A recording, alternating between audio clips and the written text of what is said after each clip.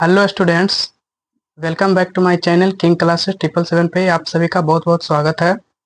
इससे पहले वाले वीडियो में हम कोशिका के बारे में डिस्कस किए थे कि सेल क्या है। तो सेल मानव शरीर की सबसे सूक्ष्मतम इकाई होती है जिससे मानव शरीर का निर्माण होता है, यानी कि शरीर की सबसे सूक्ष्मतम इकाई को हम कहते हैं कोशिका। कोशिका से ऊतक बनता है और ऊतक से अंग बनता है और ढेर सारे अंग मिल करके अंग तंत्र का निर्माण होता है। और अंग तंत्र ढेर सारा जब मिल जाता है, respiratory system, digestive system, excretory system, तो उससे एक वयस्क शरीर का निर्माण होता है। जितने भी जीव जंतु होते हैं वो सभी कोशिका से मिलकर बने होते हैं, यहाँ तक कि प्लांट्स भी कोशिका से मिलकर के बने होते हैं।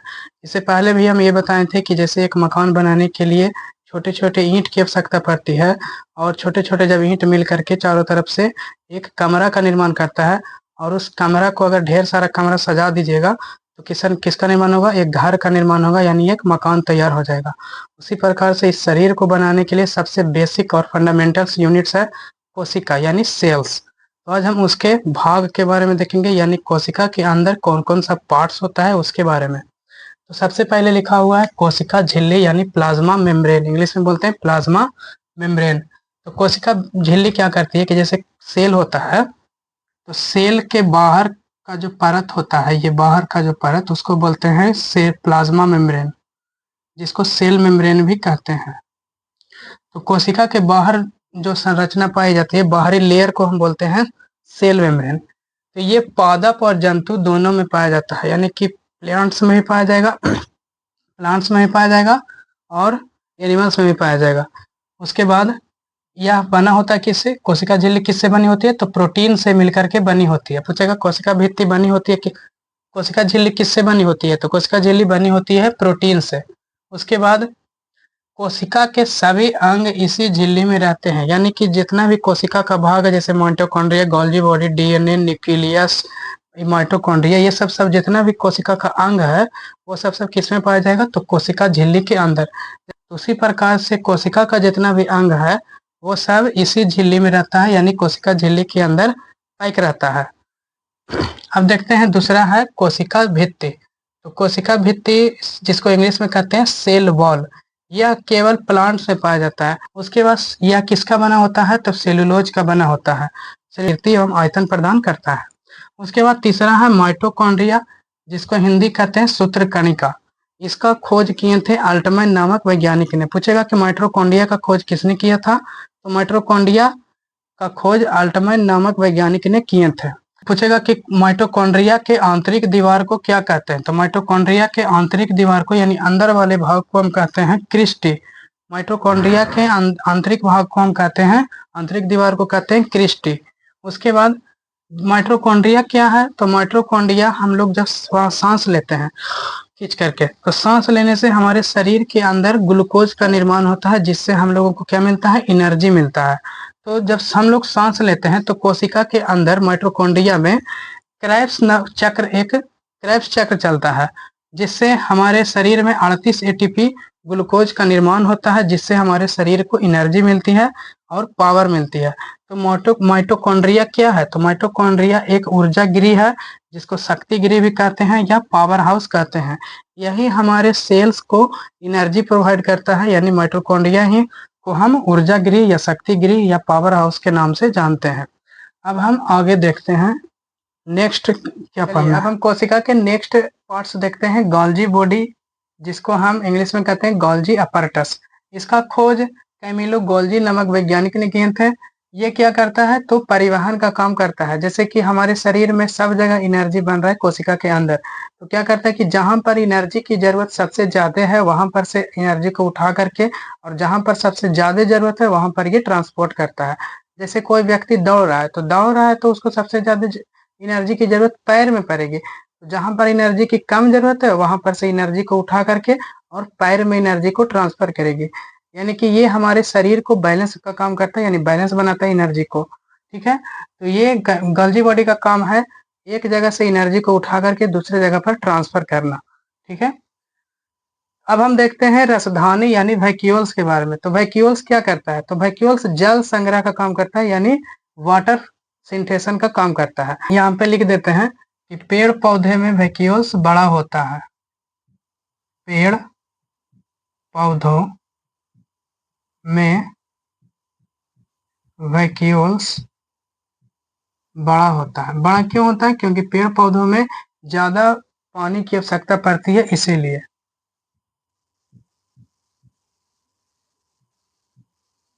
ठीक है, समझ में आ गया इतना। अब हम देखते हैं 6 नंबर में तारक का यानी सेंट्रोसोम के बारे में। तो सेंट्रोसोम का खोज सर्वप्रथम बोबरी नामक वैज्ञानिक ने किए थे। सेंट्रोसोम का काम क्या है? तो सेंट्रोसोम क्या करता है कि एक कोशिका टूट करके दूसरे सेल का निर्माण करता है, जिसी को हम बोलते हैं सेल डिवीजन यानी कोशिका विभाजन के नाम से जाना जाता है। एक कोशिका अगर टूट करके, एक कोशिका है तो ये कोशिका दो दो भाग में टूट जाएगा, एक कोशिका इधर और एक कोशिका इधर। तो दो कोशिका का, एक कोशिका टूट के दो कोशिका का निर्माण करता है, उसी को हम बोलते हैं सेल डिवीजन यानी कोशिका विभाजन। सबसे ज्यादा सेल डिवीजन जो होता है वो होता है लीवर में यानी कि यकृत में। उसके बाद सबसे कम सेल डिवीजन होता है ब्रेन में, यानी ब्रेन्स के न्यूरॉन सेल्स में सबसे कम सेल डिवीजन होता है। मतलब कि हमारे शरीर में अगर ज्यादा मात्रा में सेल डिवीजन अगर हो जाएगा तो उसी को हम बोलते हैं कैंसर के नाम से जानते हैं। ठीक है, नेक्स्ट है अंतःपंद्रवही जालिका यानी इंडोप्लाज्मिक रेटिकुलम। इंडोप्लाज्मिक रेटिकुलम दो प्रकार के होता है। एक होता है स्मूथ इंडोप्लाज्मिक रेटिकुलम यानी कि चिकनी अंतःपंद्रवही जालिका, और एक होता है रफ इंडोप्लाज्मिक रेटिकुलम यानी खुरदुरी अंतःपंद्रवही जालिका। स्मूथ इंडोप्लाज्मिक रेटिकुलम का काम है फैट्स फॉर्मेशन यानी वसा का निर्माण करना। इसमें सबसे ज्यादा वसा पाया जाता है यानी फैट्स पाया जाता है। उसके बाद रफ इंडोप्लाज्मिक रेटिकुलम क्या करता है? तो प्रोटीन फॉर्मेशन करता है यानी प्रोटीन निर्माण करता है। देखिए, अंतःपंद्रवही जालिका क्या करता है कोशिका में? तो आंतरिक सहायता प्रदान करता है। जैसे हमारे घर में मकान खड़ी करने के लिए बीम होते हैं, उसी प्रकार से हमारे कोशिका के अंदर में होते हैं अंतःपंद्रवही जालिका, ताकि कोशिका जो है आपस में पचके नहीं। ठीक है, तो ये क्या करते हैं? अंतःपंद्रवही जालिका कोशिका को एक आंतरिक सहायता प्रदान करता है यानी प्रोटेक्शन का काम करता है, और ये कोशिका के आंतरिक कंकाल के नाम से भी जाना जाता है। ठीक है, अब हम देखते हैं केंद्रक यानी न्यूक्लियस के बारे में। तो न्यूक्लियस का खोज सर्वप्रथम रॉबर्ट ब्राउन नामक वैज्ञानिक ने किए थे। इसको हम ब्रेन ऑफ द सेल्स यानी कोशिका का दिमाग भी कहा जाता है। कोशिका ब्रेन, कोशिका का ब्रेन्स कहा जाता है यानी दिमाग कहा जाता है। ये केंद्रक में ही हमारा क्रोमोसोम्स पाया जाता है, जिसके अंदर होता है डीएनए, आरएनए और जीन।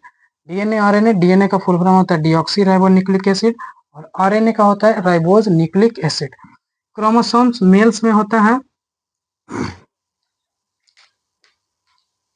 मेल में क्रोमोसोम की संख्या होता है 44 प्लस XY, और फीमेल में होता है, फीमेल में 44 प्लस XX, ये होता है फीमेल में। तो न्यूक्लियस का काम है कि चारों तरफ से सेल को देखना कि कौन कैसा सब तरीका से बढ़िया से काम कर रहा है कि नहीं।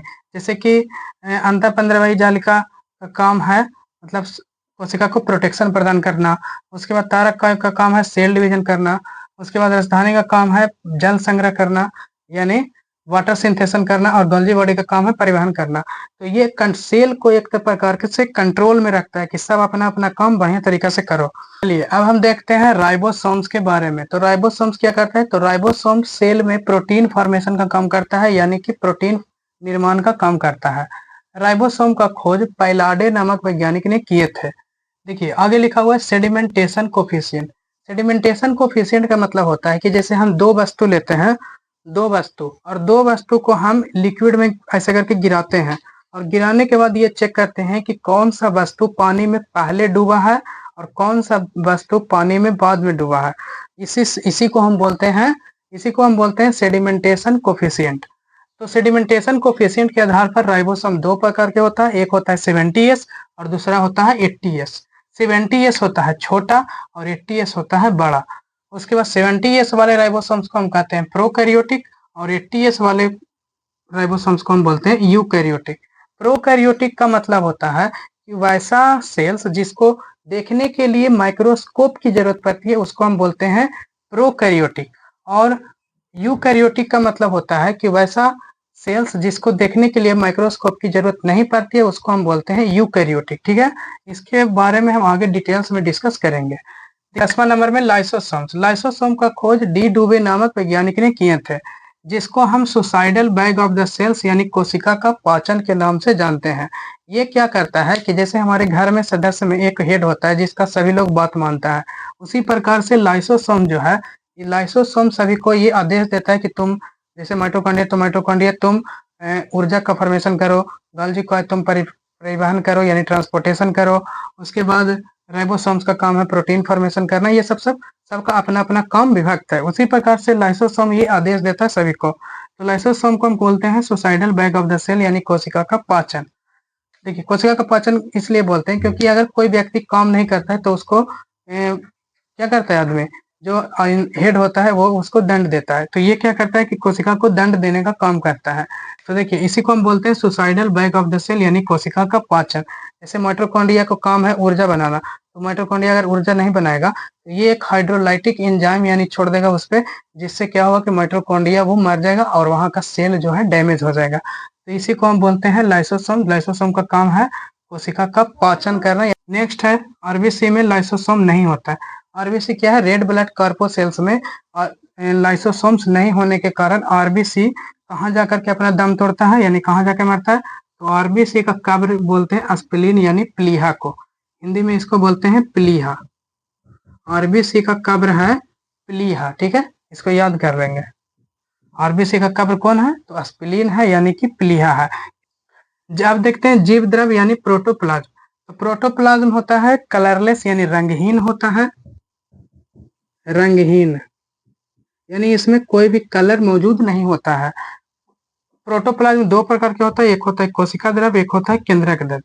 कोशिका द्रव मतलब होता है कि जैसे कोशिका है तो कोशिका के अंदर ढेर सारा अंग है। देखिए, कोशिका है तो कोशिका के अंदर कौन सी कुछ है, माइटोकॉन्ड्रिया है, गोल्गी बॉडी है, उसके बाद सेंट्रोसोम है, वैक्यूल्स है और राइबोसोम्स है। ये सब कोशिका के अंदर है। तो कोशिका के अंदर ये जो लिक्विड भरा हुआ है इसको बोलते हैं साइटोप्लाज्म। क्या बोलते हैं, साइटोप्लाज्म।